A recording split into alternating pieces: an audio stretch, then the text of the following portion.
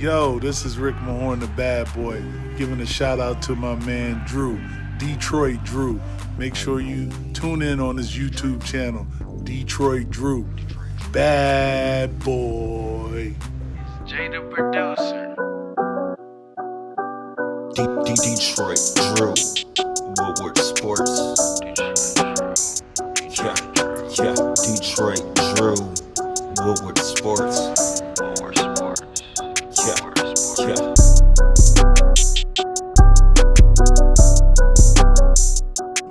Yo, peeps, how's it going? You know, we are in the off season. We got the draft lottery here in about a week and a half or so. Not even quite, man. I was gonna be here before we know it. We got Above the Rim tonight. 313 JMO's channel. It's going to be our later show. Just make sure you stay tuned. I'm not exactly sure what time that's going to be, but it's going to be a late one. So make sure you stay up late, rest now. And then for the draft lottery, me, Woodward Sports, we're going to be live. We're going to have a party. It's going to be fun. So make sure you guys keep staying tuned for that one. But as we're going into the off season, there's a lot of question marks really involving the draft, but in kind of the direction of the Pistons. You know, this is kind of a weird and uncharted territory for us the last couple of years, as now we have a core. We have some young fellas that we can build around. The real question is, what can we learn from the playoffs to get better? And if you look at all the teams that are still left, the Hawks, the Sixers, the Bucks, the Nets, in the East. In the West, you got Denver, Utah, the Clips are still in there, and who am I missing now? The Suns. Wow. All those teams are built differently, but there's one thing, well, except for the Nets. F the Nets. F Blake Griffin. Yeah. All the rest of the teams, ex the Nets, they have identity. They know what they're about. You look at Utah, and Donovan Mitchell is their star. I'm not going to say he's the best player in Jazz history like Stephen A. Smith, but he's their guy, and he's special. Should have been a Piston. Thank you, Stan. Thank you. I appreciate you drafting Luke Kennard, who's now out of here, and the Clippers, who's about to get bounced out of the playoffs. I greatly appreciate you, you know? But besides that, man, you look at the Hawks and what they did with Trae Young. For one, the Trae Young-Luka trade is probably the best trade for both those teams. I don't know if I've ever seen a trade in the NBA that worked out so well for both of them. Both those players are special, but those teams are built around them. Now, I don't think that the Hawks are title contenders, anything like that. They can beat Philly. Because when Trae Young gets hot, you can't stop him.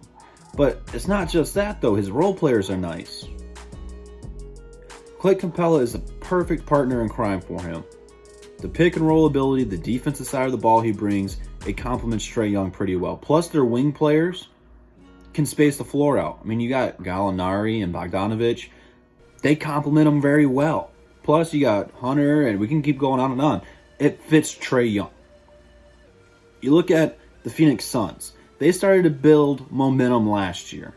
Devin Booker, more and more people were starting to realize what he can do on a consistent basis.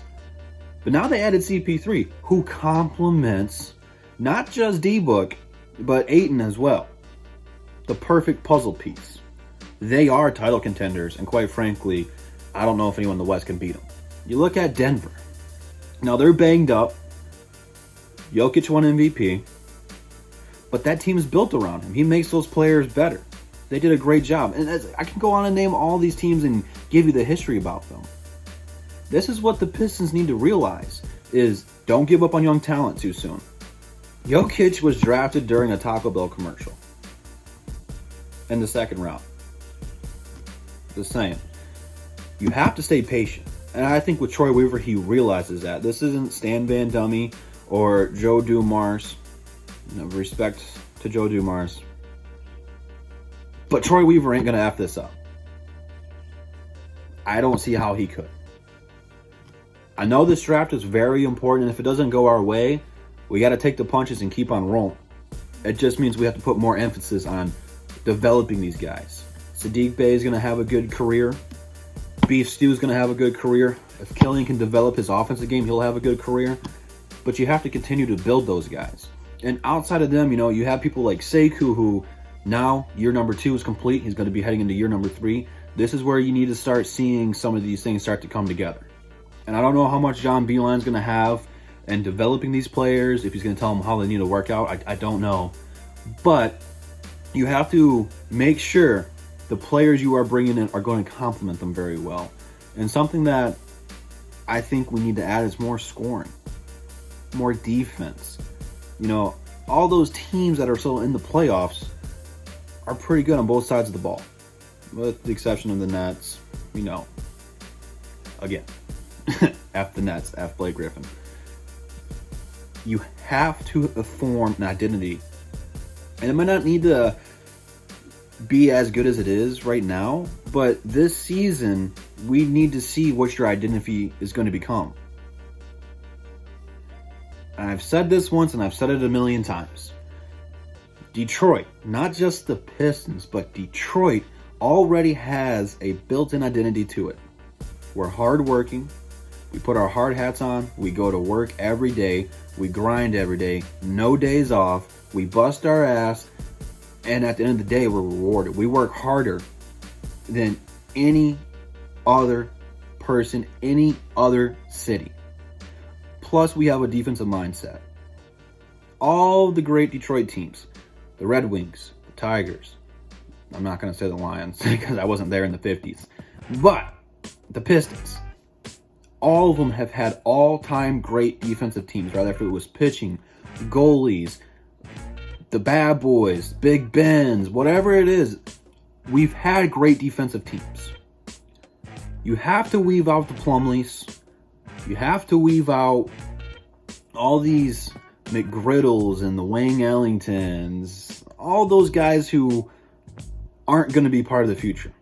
You need to start adding more two-way players, more 3-and-D guys, more paint protectors and rim protectors, and guys who can clean up out there. And it's something that Troy Weaver, I think, has the mindset to do this year.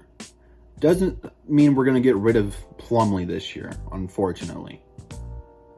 But if we get Mobley, Plumlee got to be the odd man out. There's no way around it. He's got to go. And I'm not saying Plumlee is the guy holding us back, because that's ridiculous and a terrible take.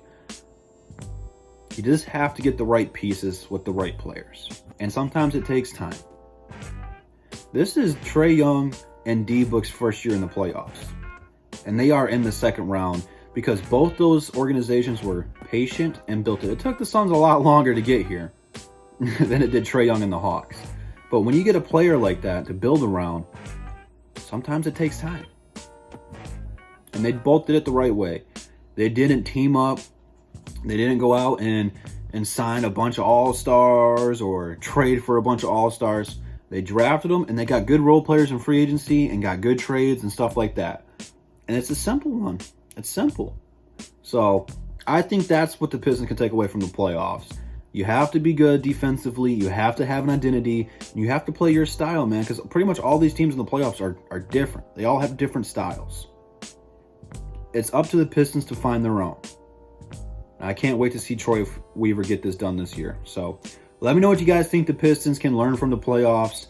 What do you think is going to be the motive for our identity? All that good stuff. Drop that down below in the comments. Stay tuned for Above the Rim tonight on 313 JMO's channel. Instagram, Twitter, DSA members, Woodward Sports, all in the description. Check it all out, and I'll see you guys later on tonight on JMO's channel. And that's the bottom line, because Double D said so. Peace.